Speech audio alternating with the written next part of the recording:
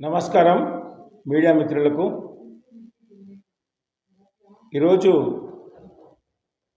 నిన్న కొన్ని ఛానళ్ళలో ఎమ్మెల్యే గారు ముఖ్యమంత్రి కలుస్తాను 118 జీవో విషయంలో అని చెప్పి టీవీ ఛానల్లో రావడం జరిగింది. నేను ఎమ్మెల్యే గారిని ఒక విషయాన్ని సూటిగా అడగదలుచుకున్నా.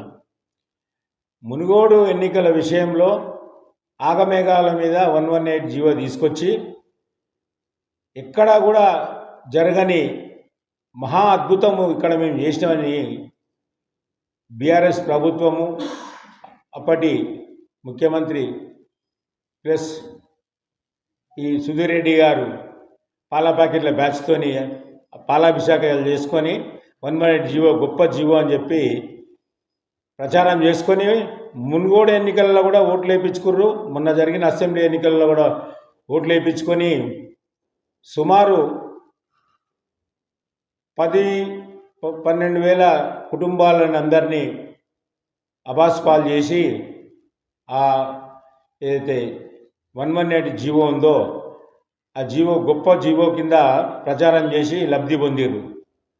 ఇప్పుడేమో 118 జీవో కోసం నేను ముఖ్యమంత్రి కలుస్తా అని చెప్తున్నాడు. అంటే ఇప్పుడు ఎమ్మెల్యే గారు ఇప్పుడు 118 జీవో మోసపూరితమందని ఇండైరెక్ట్ ఒప్పుకున్నట్టే కదా.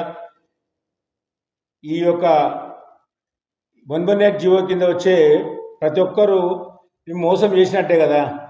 కాబట్టి మేమేమంటున్నామంటే కాంగ్రెస్ పార్టీ తరఫున ఎల్బీ నగర్ ప్రజలకు బహిరంగ క్షమాపణ చెప్పాలి. దేవిరెడ్డి సుధీర్ రెడ్డి గారు ఎల్బీ నగర్ ప్రజలకు బహిరంగ క్షమాపణ చెప్పిన తర్వాత ముఖ్యమంత్రిని కలవాలి. ఆల్రెడీ మేము 118 జీవో మీద ఎన్నికలలో హామీ ఇవ్వడం జరిగింది. కాంగ్రెస్ ప్రభుత్వం ఏర్పడింది.